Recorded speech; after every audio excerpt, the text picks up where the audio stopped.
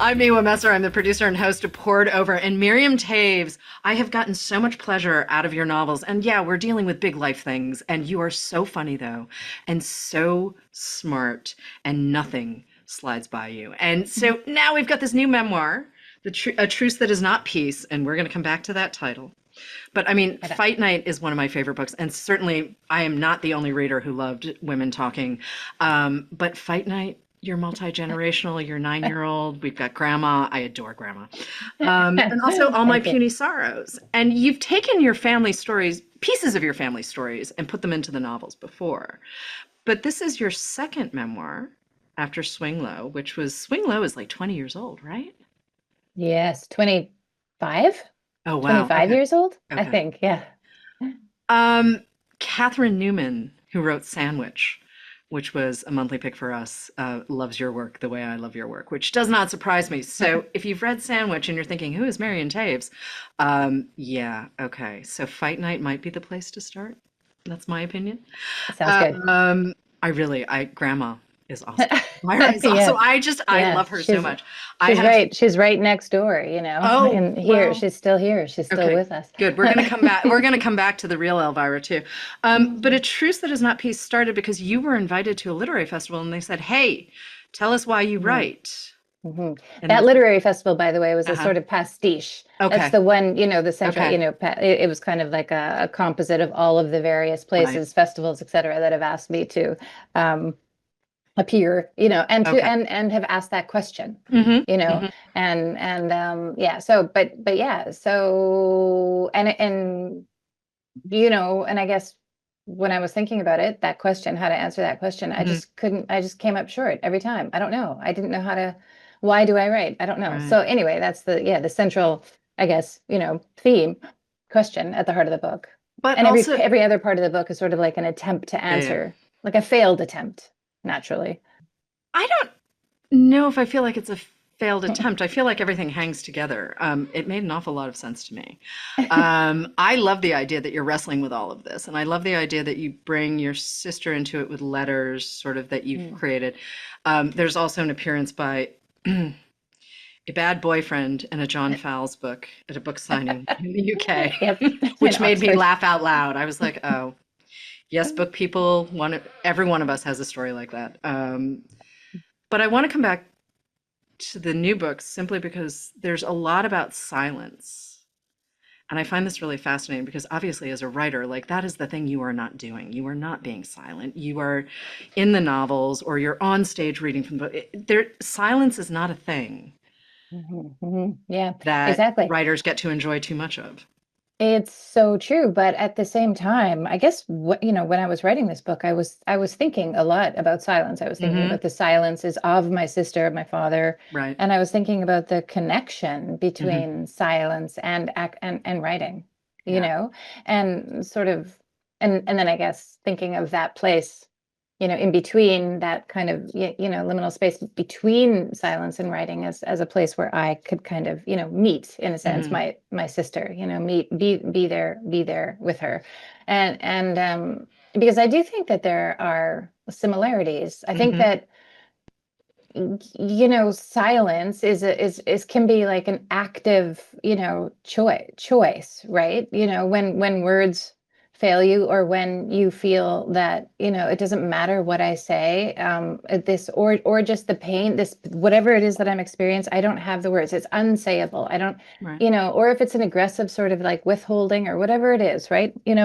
Whatever silence is. I think that, writing is also an attempt to kind of contain something that in the end seems unsayable, unspeakable. I mean, I think Hmm. that at least for me, like every attempt at writing, every book of mine is it essentially, and this is why I said, a failure. I mean, it's impossible, Hmm.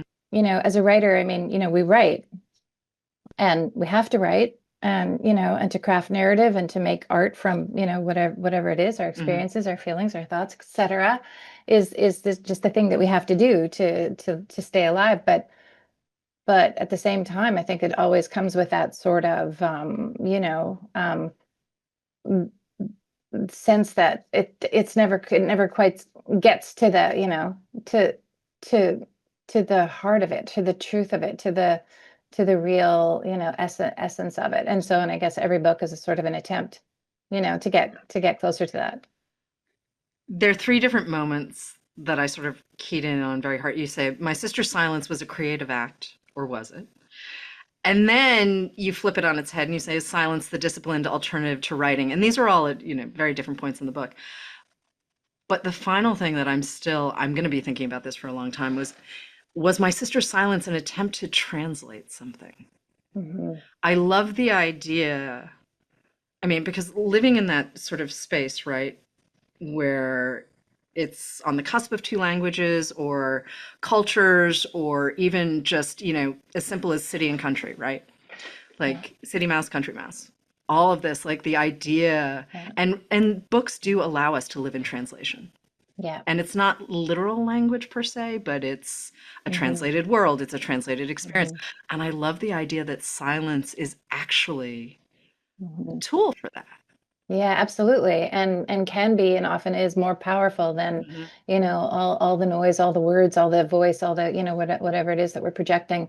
I just, and with my sister for sure. I mean, I remember, when she would be in her silent Mhm. periods, just look at, we would just lie there together, just be together and just looking at each other, looking into each other's eyes. And, it was almost, at least to me, it seemed as though she was y- like conveying something, attempting to Mhm. something to me, where words had in the past failed her, or where they had, sort of meandered away from what it really was, um, that she was, experiencing her particular pain, her Mhm. psychic pain, Right. and in that way, it was a creative act. Right. I mean, it was up to me in a sense to read it, to read that silence, to understand what it was she was trying to say by not saying it, because saying it hadn't worked. But it seems to me, though, we've become really reductive in our conversations about mental illness. And your sister committed suicide in Hmm. 2010, Yeah. and your dad had done so In 90, 1998. okay, 98.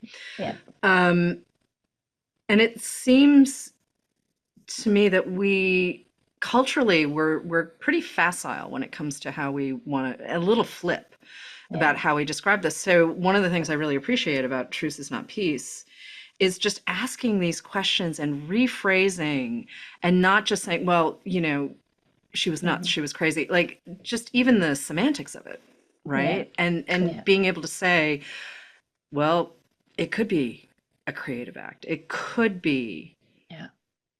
a disciplined response to something. I listen, everyone Yeah. has, they bring their own experience to whatever they're going to read. But I think having sort of met iterations of your sister across Yeah. your novels, because your mom and your sister, and certainly yourself, Yeah. pop up as fictional versions Yeah. across the novels. And yet here I'm kind of like, well, do I still really know Hmm. who Marjorie is? I don't. Hmm. I don't Hmm. have a beat on it. And one of the things Hmm. you've said in earlier interviews is that you feel a little more free when you're Hmm. writing fiction, even though you're pulling Hmm. Hmm. directly from your own life. And can we just talk about your sister in that context, Hmm. Hmm. fictionalizing her universe, but also just saying, hey, wait a minute, I'm going to take a step back and Yeah. sit with what I know. Yeah, absolutely. I mean, my sister for me has been, I'm not sure if I say it so specifically in the Mm. book, but my muse, even though that is a word that I don't like and Hmm. don't want to be anybody's muse, but yeah, she was just, I was just always so, she was 6 years older than me. She was a very, she was, I was so fascinated by her Yeah. um, sort of constantly throughout my life attempting to understand her, attempting Hmm. to know her. And I mean, we were close for sure, at least Hmm. later in life. I mean, when we were kids, she was so much older than me that she'd Right. already, left home by the time that I was 12.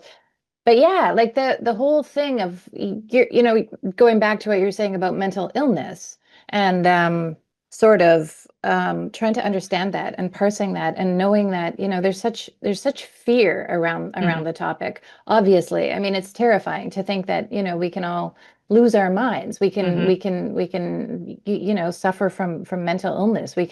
can go crazy. Not that that's, you know, that's not the right word to, you know, and is suicide or is silence or any of these things, is that a manifestation of mental illness? Was she mentally ill? Hmm. You know, or is it simply, you know, was it a rational, sane act, like Right. choice?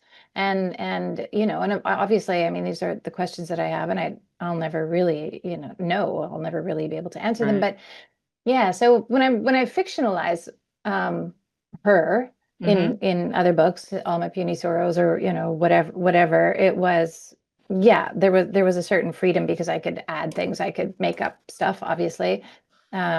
There wasn't a lot that I did make up about her in All My Puny Sorrows, even though it is fiction and it's a Hmm. novel. But you know, but I think every time I write, it's with her in mind. It's Hmm. with sort of writing to her in a sense. I mean, she was the one who first, you know, asked me to write. It hadn't occurred to me to write Yeah. anything, to, you know, Yeah. write Yeah. about my life, you know, before she asked me to. Mhm. And yeah, but the subject of mental illness it's so fraught. You know, there's Hmm. such a stigma around it. There's such a fear. There's such a silencing of it. There's such a yeah. There's just so little you know, attention paid to it in a way, in terms of research or funding or Right. you know, or help, you know, Hmm. psychiatric, Hmm. you know, care. I mean, particularly in Canada.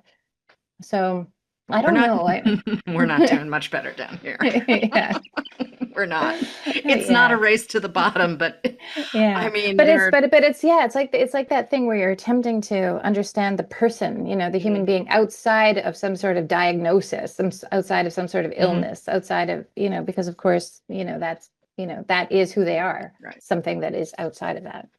But then we also romanticize it, right? Like, I mean, that is Yeah. kind of the danger in art or music or film, that we can also Yeah. go in the opposite direction. One of the things that I appreciate so much about your work is that you're asking questions that other people would be like, well, that's just impolite. Mm. And I think when we're in this space, we can't worry about what's polite and what's not. I mean, when I go Mm. back and think about like the stories of Anne Sexton or Robert Mhm. Lowell or Mhm. Sylvia Plath, like, let's start with the poets, right? Like Yeah. the poets who were not doing well, and everyone was kind of like, well, maybe Yeah. if we just don't talk about it, we can pretend it's Yeah. not happening and it will stop or it will go away. Yeah. And, obviously meds were different in the 50s and 60s, and the world was different, and we didn't have a lot of language Yeah. to talk Yeah. about this. And Yeah. so the idea that you can, in a book, whether it's a memoir or a novel, Hmm. Hmm. poke around at different interpretations, I think it's really important that we can do this, right? I mean, you know, when my dad died, Mm-hmm. when he killed himself, that was the first, and you know, then he was sort of like the first person in our lives, my family's life, to, um, you know, commit suicide. Right. And it was a complete shock to all of us. There was Mm-hmm. just, we that was not on our radar. We had no, you know, notion that there was nothing, we didn't think this was going to happen. Right. Um, you know, obviously when my sister killed herself, we were like, okay, yes. And Right. then, you know, there were other people in my family too, a close cousin. And so, and it sort of seemed to be, you know, you wonder, is there a pattern here? Is there Mm-hmm. something genetic? Is there something in my family? Is there some self-destructive gene? And, you know, and that's up for debate. There's all sorts of, you know, talk about that. But you know, and I guess so, you know, in 98 when my dad died, there's no, you can't survive something like that unless you can't stay sane. You know, Mm-hmm. suicide survivors, I mean, you can't, with all of the questions that you have, the guilt, the like, how did this happen? Why did this happen? What should I have done? What should I have seen? What should I have noticed? How could I have helped? How could I have prevented this from happening? I Right. mean, you have to talk about it. Yeah. You know, and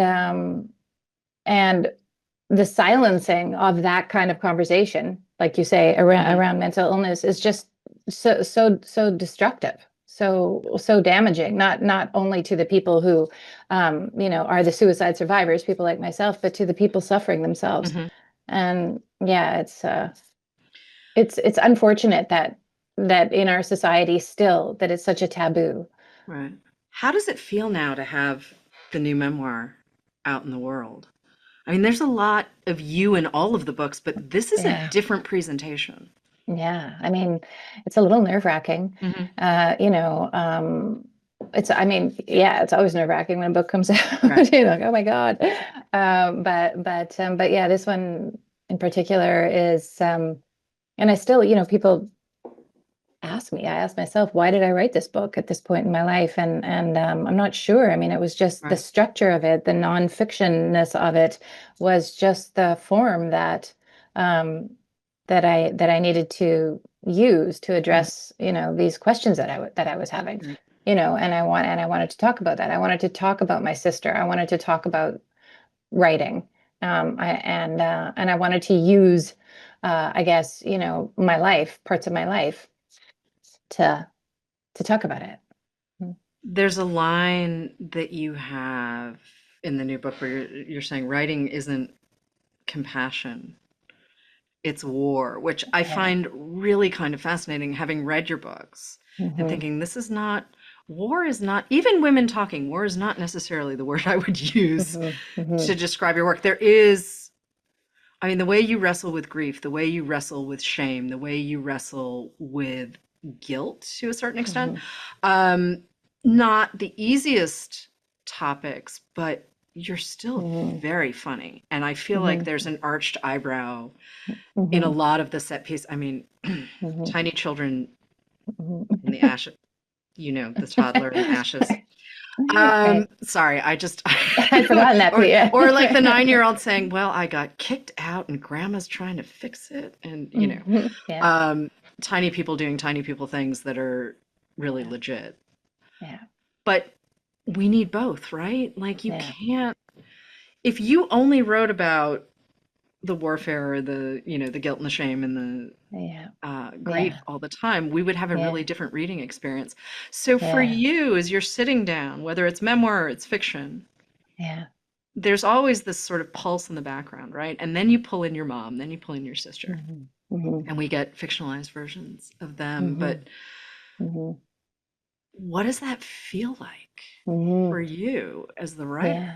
Yeah. I mean, I think that war, I mean, the idea of writing being war, I think of this book, Truce, as a kind of, when I was writing it, and even now, as an argument with myself. Hmm. So maybe writing is, when we're at war with ourselves, and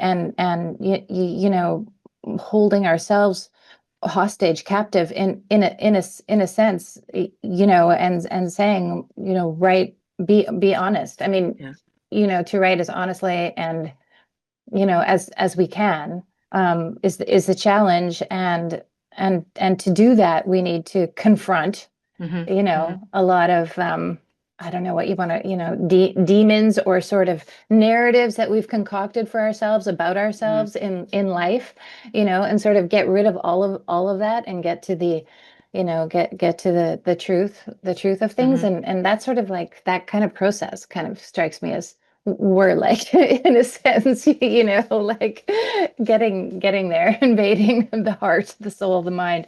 I don't know, um and also just the struggle of writing, Hmm. Okay. the daily, the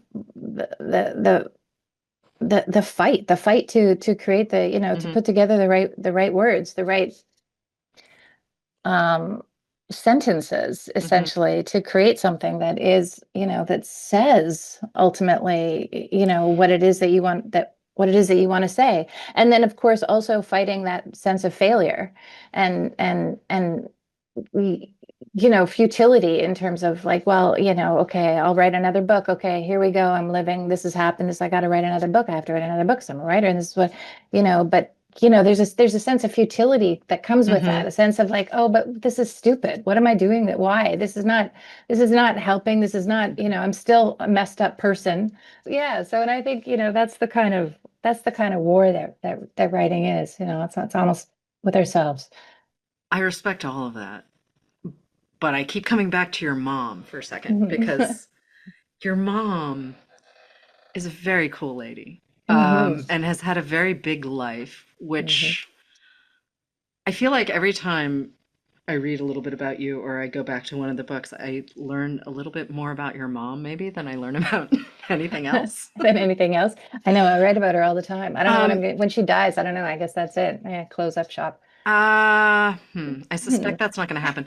Um, your mother was raised Mennonite.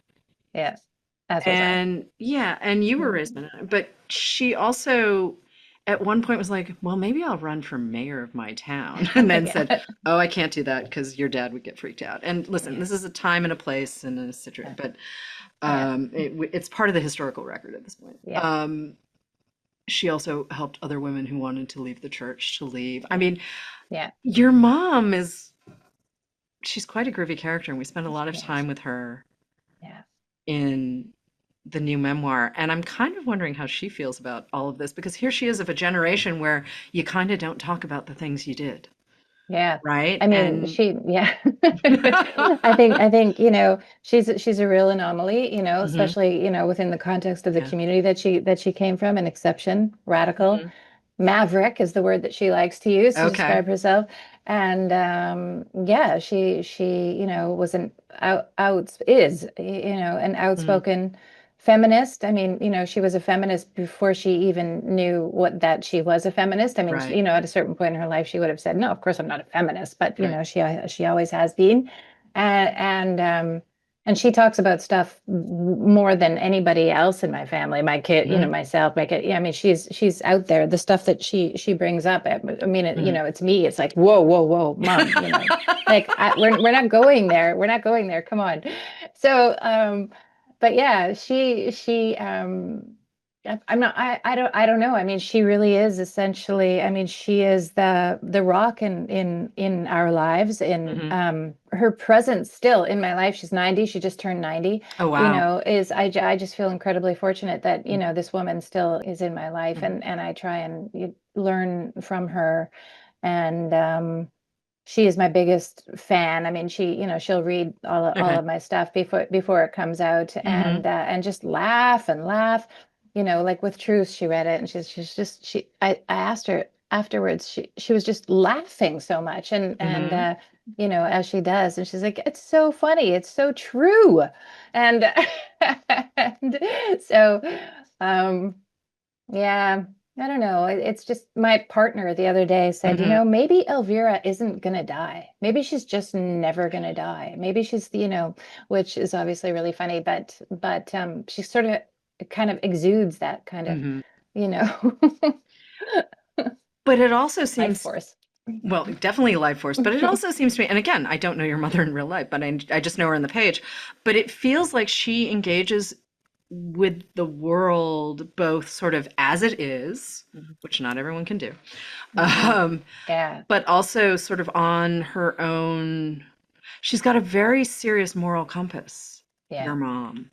yeah, And but at the same time, she's like, she's not a pill. yeah, yeah, It's not it's not the most obvious combination. Sometimes yeah, you get one or the other, but we get yeah, both in your 90-year-old mom, which I think is kind of great.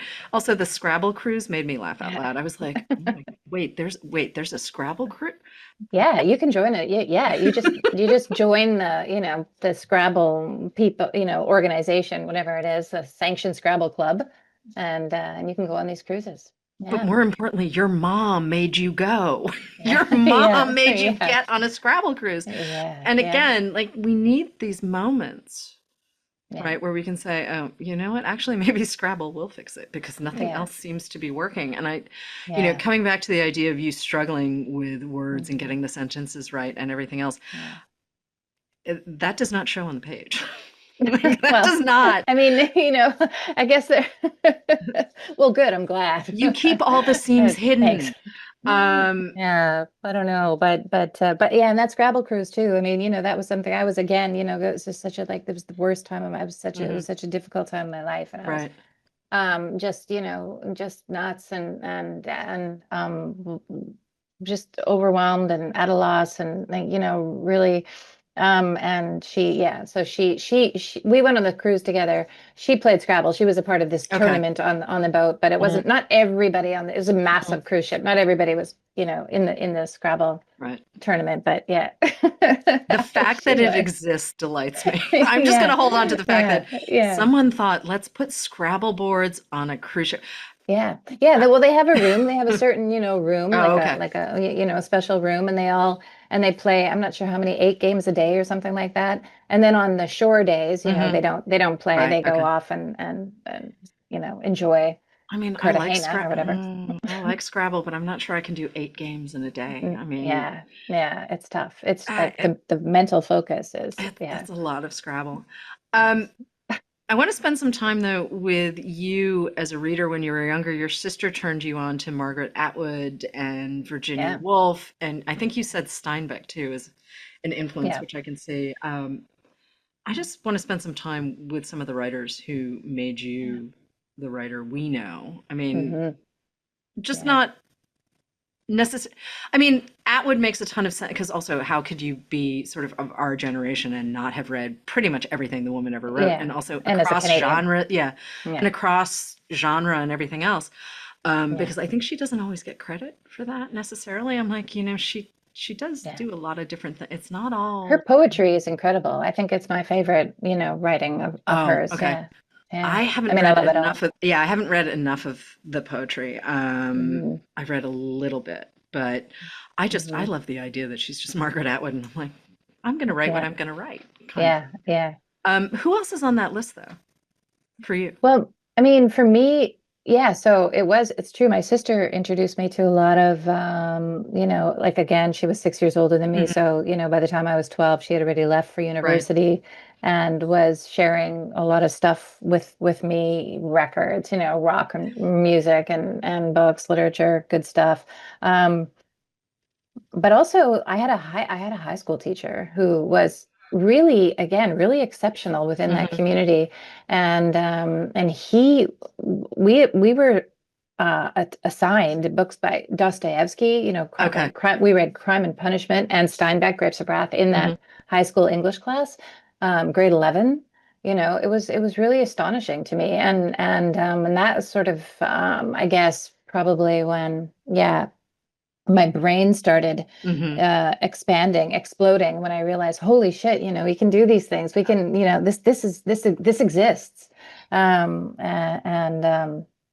it didn't occur to me then, of course, that, maybe I could attempt to write something. Obviously not, um, you know, Dostoevsky or Steinbeck, but, my own thing. And yeah, but that was sort of the first kind of inkling, that Hmm. little spark where it's like, oh, okay, the existence of literature. Hmm. But yeah, and then I went to, university, Virginia Woolf and Kurt Vonnegut, Yeah, yeah. and then a lot of the beat writers. I mean, I wasn't, I read that stuff, but Henry Miller and Kerouac and, all those guys that now, of Hmm. course, I'm, probably, I should probably be embarrassed, but it was a thing at that point, in Yeah, life. no, I similar track. I sort of went from, the super pulpy stuff, right, Yeah, to the yeah, beats, and then yeah, and then Sexton and Lowell and yeah, Plath, and totally. right, like Yeah, there's an absolute progression, yeah, yeah, of I think there's a shared progression for a certain set of yeah. us as readers. Yeah, I remember too reading, the Bell Jar for the first time, and Yeah, yeah, and that was another explosion in my head. yeah. Yeah, And I love the fact that some of this stuff has stuck around. I mean, Cal Lowell's poetry, I will say some of it still works. hmm, There's some Sexton that works. yeah, There's a lot of Plath that works. And that's really interesting. And I'm like, oh yeah, yeah, Ted Hughes. Fine, whatever. yeah. And this is not that great. I mean, perfectly Not according to the yeah. I know, but perfectly workable, but whatever. And so going back and sort of rereading too, like Wolf obviously totally holds up, but I Hmm. mean, did I also do The Hours by Michael Cunningham, Yeah, reread with yeah, Mrs. Dalloway? It was yeah, fun. I mean, yeah, I yeah, hadn't, it was actually for an interview with Cunningham, and I was like, I neither of us wants to talk about the hours per se because he's done so much other work too. Exactly. But it was a treat for myself, and now there's a Yeah. single volume where you have both in the same thing. Yeah. It's delightful, Yeah. and it's a Yeah. trip to see Yeah. how we come back Yeah. to the books that formed us. I will say, having recently Yeah. reread Henry Miller, I'm good, thanks. I'm good too. I know. I see I some of didn't, his and I books. couldn't. Yeah, yeah. Oh, it's yeah. I still have it, but I'm just kind of like, Yeah. I know. I'm good. Yeah, I'm I'm good too. I'm good too. Yeah, no, I know. I it's hard. It's hard for me. I mean, I'm obviously I read books written by mhm, men, but I would say that a lot of books that I'm reading these days are certainly, lady writers, as we yeah. call them. Yeah. Somebody calls them. But Yeah, yeah. No, and then the progression, it's so exciting to look, if I look at my shelves, for instance, and to see that progression, like you say, like mhm, from when we're young, what we're reading, what is, right.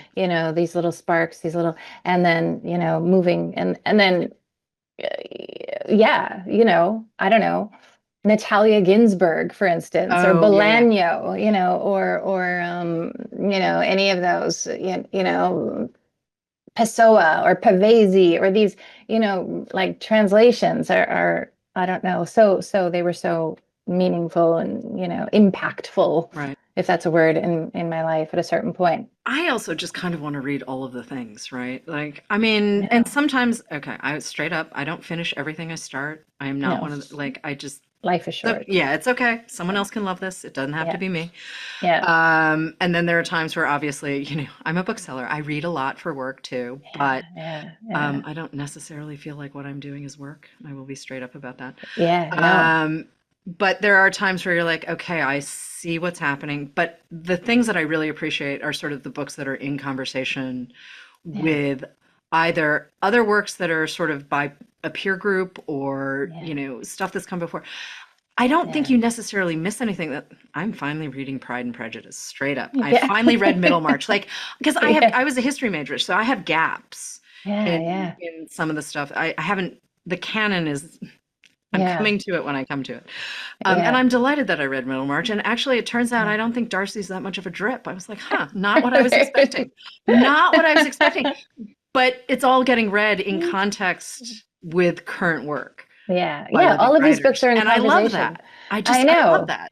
I know it. That is a beautiful thing. That's a Mhm. cool thing. I could talk about that forever. The conversations that all of our books are having with other Right. other books, and that inform our writing. And yeah, I have to confess that I read Middlemarch a long, long, long, long, long time ago because I think I felt, oh, I should, Yeah, yeah. but and it was good. I really enjoyed it, but I think that I'd probably enjoy it more if I read it now again, and I need to Mhm. do that at this point in my life. I don't know. But yeah, no, it's the world of books, I know I'm just like really geeking out here but I was just telling my grandson just this morning, Mhm. he brought a book over and was reading it and um said, yeah, Austen, reading is I think it's actually my favorite thing in the world. It's Oh, my that's favorite delightful. thing in the world. And he said, yeah, me too. And then he's like, oh no, actually skateboarding is, but it was It a can be nice. both. I mean, listen, it can be both. Maybe not at the same time. Yeah, My parents paid yeah. an awful lot for my teeth. I would like to keep them in my They look head. great. They look Thank you fantastic. very I much. think it was worth it. Oh, I promise Yeah, you, it yeah. definitely, definitely Yeah, was. yeah, yeah. No, I no, just no. I just have this longing, to get to a place where I can just all I do is read, just lie Yeah. around and read. That's all that really. I think that is definitely the dream. Yeah. And, I should mention that, yes, it is nice to read in silence, but I keep coming back to this idea. I mean, I love the way you use it in A Truce That Is Not Peace, and sort of using silence as a launching pad for larger conversations Yeah. about life. Because I think too, we don't, I mean, obviously you and I are taping this. There are lots of words happening right now, but the words can't happen in a vacuum. And sometimes you need that silence to figure out what's going on, right? And I love Yeah. the idea of silence as a creative act. Yeah. I think Yeah. that is just, there's some mojo there that is, and Yeah. especially when you're young too, and you're an adolescent and you're figuring out like when you should talk and when you shouldn't talk. And then, Yeah. you know, maybe that evolves too as an adult and you don't suddenly feel like you need to fill all the silence. Yeah. Exactly. I know when I was young, I was always on report cards. I was always told that I, interrupted too much and talked too much and was always talking. And yeah, so I hear that. Yeah, the silence is necessary, and how we learn. Yeah, just shut the F up already, Miriam. But yeah, no, I know, and silence too. This idea of silence, you know, for instance, driving, when my kids were teenagers and you Yeah, have them yeah, trapped in the car, they're trapped, they're there with you, maybe like clawing at yeah. the window to get out, but they're there. And we don't have to talk about anything, Hmm. you know, even though there would, in my mind, be things that we needed to talk about, Hmm. but it would be almost sort of, it would be happening. It would Hmm. be happening without the words, without the Yeah. noise, without the chatter. We would be communicating in some way, Mm. just by the maybe, by the certain things that we would say that were off, stage a little bit. We would each know what the other was getting at, and we didn't have to Hmm. go further with it. Right. And then we could just sit and look out the window and just feel that and hear it, even though it wasn't something that was necessarily spoken out loud. I know I'm really close to someone if I can sit next to them and not say anything. Yeah, No one has to say anything. It's just like, yep, I'm here. You're here. yeah, Cool. It's fine. it's the Um, best. it really is. But silence also is the thing that gets us to voice, right? And I'm really thinking about women talking in this context. I mean, we've got August, who's sort of ostensibly our narrator, but he's more of a he's also, let's not forget, he's also a transcriptionist in a way. Like he doesn't, Yeah, when I say he's the narrator, yeah, he's not driving the story. He is there yeah, so that yeah, we get to experience the story. And I think yeah, it's what, they're eight women? yeah, Okay, so yeah, there are eight women, and then there's August, and he's sort of trying to capture this chorus of voices. yeah, Right. And again, like without the silence, we don't get the voice of this book. Without the silence, we don't get the voice of your sister or your mom or um, my yeah. favorite 9 year old. Um, Yeah. but for you too, I mean, you have to give over to the silence, don't you? I mean, Mhm. if you're writing, right, and I know you just gave us this big metaphor about wrestling with the page and everything else, but part of me is kind of like, but yeah, I just think the way you approach character and the way your characters engage me as the reader. Um, are you outlining when you sit down to write? Or are you just kind of saying, okay, here we are, let's see what happens? I used to earlier when I first started 400 years ago writing. I 500 600 years ago. I did outline for sure. Uh-huh. Yeah, Hmm. and I had maps and Right, whiteboards and right. arrows and boxes and but I don't do it anymore. I mean that's not true. I mean outline. I mean I take copious amounts of notes. I Right. have notebooks, for a long, long time before I start the actual writing. Tons of notes filled with, notebooks filled with the things that writers Hmm. write down, little details or little bits of dialogue, whatever it is. But essentially, when I'm writing, no, it's a kind of act of, I mean, it's a mysterious, I wouldn't say it sounds so grandiose to say it's a religious experience. It's not that, but it's, it's kind of a going into a weird sort of otherness, um, and just having faith in the process, having faith that whatever it is that needs to come to me. I know I sound so flaky when I'm explaining this, but whatever it is that needs to come to me, Right. and in order to shape into to words on the page, that it will come to me. Hmm. So and I don't look at my notes at all when Right. I'm writing. The note taking it's sort of in and of itself a thing that I need to do to get closer and closer and closer and closer to circling around and around and around and around. And then finally the day comes where it's like, Right. okay, I think I know what it is that I want to write right now. I think I can start, And then of course that could change too. I get all of that, but I also kind of, again, I'm coming back to this shame and guilt and grief and watching the faith transform it, the faith in the act of writing, right? Like you and I are talking about the craft of the thing, um, and getting to the hope, Hmm. right? Because there's this thread of hope through all of your books. And I really genuinely, as a reader, I think that hope comes from the fact that you keep giving yourself space to ask all of the questions. Mhm. And I To feel like ask all of, the questions are kind of the same, but kind of not. And like to give yourself the runway to say, I'm not done picking at this idea yet. I'm going to come. There's something, yeah, I just find it very hopeful that, it is, I think it is just like the grief and the shame and the all of that that you were talking about, and the guilt, oh my mhm, God, yeah, is something that writing about all of that stuff, sort of exposing it, like stripping it all mhm, down, putting that out there, hopefully in a kind of mhm. artful Yeah, way, yeah. not necessarily just a kind of explosion of whatever, but yeah, it is some. I mean, I think the for me anyway, I can only talk about it, but it is an attempt to Right. connect with somebody, anybody, Mhm. the reader, and to feel, and it sounds so pathetic in a sense. I mean, you know, eh, people say, "Oh, was it therapeutic for you to write?" Mhm. And there's a resistance to that, right? Because you want to Yeah. say, "Well, okay, well, yeah, maybe," but also, I mean, I'm a writer. I mean, I want, Right. the narrative, the prose to be, you know, something crafted, Mhm. but it is, but having said that, it is a thing. It's this kind of vulnerable thing where you're putting yourself out there and to others to say, hey, do you feel me? Like, am I alone? Am I alone in this universe, or are we feeling the same thing? And so, and that's where the hope comes from. That's where the faith in Yeah. the process comes from. Right. Even though obviously we don't meet, the people Right. that we're our readers necessarily, but it's just that idea. Okay, okay, I think I've made a connection, and that feels good. And well, and listening to you say that too, the word that popped into my head while you were speaking was communion, which again, Mhm. yes, it has, an intonation that comes from, a religious context, but you and I are Yeah, using it in a secular way. Like straight, we're, yeah, we're just talking yeah. about books.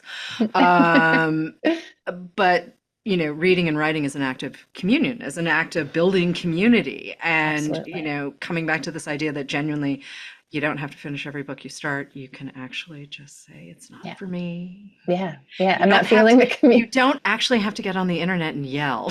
You can simply say, I think I'm done with this. And not, I mean, I'm always kind of, listen, I'm delighted that people are participating in conversations about books. I don't want anyone to think that I don't, that I appreciate. But sometimes I read something on the internet and I'm like, okay, this is why I do not always say a lot of things on the internet.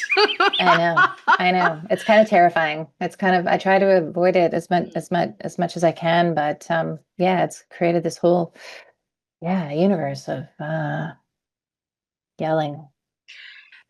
It would be nice if there was less yelling and more like, "Hey, look at this cool thing." And Yeah, I'm not asking people to praise something that they think is not worth praising. That is not, I'm not asking to yeah, blow smoke. What yeah, I'm simply saying is, there's a joy that comes yeah. when you find that thing and you say, "Oh, you know what? I actually just," when you choose to be positive about something and not in that creepy, weird super fake positive way, Stalkery not way. that weird way. But I mean, I just, when I get to talk about a book that I love, and maybe it's 15 years old. I mean, listen, Yeah, I'm a newbie to Pride and Prejudice, which was written in what, 17 what? Like yeah. I'm 200 years late. Okay. We Yeah. get here when Well, we get here. exactly. You are and you aren't, right? You're right on time. I mean, that's the thing about, yeah. I can promise you I was not going to read it a minute. My parents tried to get me to read it when I was young and I was like, "Nope. Yeah. Do not try and put this book up my nose. I'm not going Yeah. to have it." And Totally. I probably was a little too young, but of course your Yeah. parents think, of course my kid can handle it. No, don't. The marriage Yeah. plot was not interesting. Yeah. Even then, I and now I'm know. like, okay, I can do this. All right, I'm a little better about, but still My marriage kids are plot. not my kids, my parents were putting a lot of, kind of C.S. Lewis and stuff, who I, Mhm. like really respect as a writer, and Yeah. but But yeah, I felt the same way. I was like, there's this kind of religious stuff, metaphor, I Right? don't know. I mean, this Narnia thing and, God type thing. It's like, no, yeah, no thanks. I'm going to read, Bukowski. Yeah, I was good with the cabinet part. I was Yeah. not good with I was like, what is Mhm. happening? I loved the idea of like going through the wardrobe. That was great. And then I was like, Right. no, I I want to come Paddington. back. I want to come Yeah, no, back. I I don't want really to, I wanted don't a want to go sod through the house. wardrobe. Yeah, yeah, totally wanted a sod house. It was before we knew more than we know now. And I was desperate to dig a sod house in my backyard. And my parents were like, yeah, please don't do that. And I don't know if they Wow. were more concerned about what the neighbors thought or if the roof would, fall on me. Yeah. I I'm mean, going to go sod with somewhere in houses were, between. a real Mennonite thing. That's what Hmm. Mennonites, when they Oh, came yeah. to Canada, they were building. I mean, so were obviously other, so-called settlers or whatever. Right. But yeah, yeah, the sod house. I mean, you could build one now, maybe in your life. Uh, You wouldn't no, need your parents. I think I'm good. You're I over think it it. makes for a lovely story about a tiny person who read a lot of books. It's like, hi, Yeah. I'm gonna go back in the backyard with a trowel and see what I can do. Yeah. Yeah. It's, Yeah. but And then again, you studied history. So yeah, I did. I can see that. Yeah, I did. I mean, it's wanted all to go back. story, right? Like Yeah, it's all totally. story. And the idea that you can pull from your own history, but a Yeah. bigger history, I just think books are delightful. They just, even when Yeah, they're you tell the big even story right, in small stories. even when we're dealing with the stuff that doesn't feel great in the Hmm. moment. And I need books to help me process the way you need to write in order to, because I think you said something about you write your way out of the chaos, or helps you make sense. Like I read for the same reason, because reading for me is context, right? I may not agree with the context. I Hmm. may raise an eyebrow at someone, and certainly, I like Hmm. a pretty sentence. Okay. I Hmm. really Hmm. like a pretty sentence, Hmm. and I like really dark comedy. Hmm. Yeah, me And too. if you can laugh at the thing, right? Like Yeah. I have laughed more than once at a funeral. I am that person. Me too. Because it's a valve. I mean, you Yeah. have to have, and yeah, you get the hairy eyeballs and everything else. And Yeah. sorry, It's a I valve, and it's grounding. I mean, to yeah, read, to, like you say, creating this other context, this other perspective, or whatever it is, laughter at a mhm, funeral. I mean, it's a thing that, as human, it is what it is to be right, human, right, and it connects us. The comedy, the darkness, all of these things, these, the very, the real aspects of life, of right. what it is to live. And if we can go to both of those places, the darkness and the other, then we're tapping into what it is to be human, and then we're connecting with human beings, and then we're not alone, or We're something creative. like that. No, all of that makes sense to me. All Yeah. of that makes a ton of sense to me. Um, did you accomplish what you wanted to with this memoir? I guess I would have to say yes and no. Hmm. I realize that's a really weak answer, but it's on the one hand, yeah, I think, yeah, I wrote the book that I wanted to Right. that I wanted to write, but of course, with the proviso that, it's not necessarily, there's always, just, and I think I write this in the book, something quoting Flaubert or something, Right. some dude, as soon as and it's no sooner than, the ink, of course he was using ink, has dried on the page, that, I'm filled with a sense of failure or something. I'm paraphrasing Right. this. I can't remember, but it's you write a book, and there's maybe a window, a short window, where you kind of go, okay, good, yeah, this is okay, good. I think I've said what I needed to say, okay, and then a little while later, not so long later, you start to like, oh, but why I still have all of these. One thing leads to the other. I mean, I still, from writing that book, it creates more questions, more black holes, more uncertainty and chaos and confusion in my head. So I need to address that. So yeah, so on the one hand, yeah, sure, I wrote the book that I wanted to write, but at the time, but now, more is Mhm. needed, I think, Right. for me. Yeah. So Have you started the next thing? yeah, I've started, and yeah, but yeah, yeah, it's fiction. Okay. Listen, I will follow you and your mom. Yeah. I'll follow you anywhere. Like straight up, I will follow you. Okay, that seems like a really good place to end the show because I know you and I could keep going for a while, and I'm going to sit quietly while I wait for the new book, fiction or non. I'm good. Like I'm just going to wait because you have this wonderfully wry voice. You have this way of looking at stuff that is not always comfortable, and I know I can sit with you and get to the other side, and that like. Yeah, that's the best thing ever. So, Miriam, thank you so much for joining us on Poured Over. Thank you so much for having me on the show. I really, really appreciate it.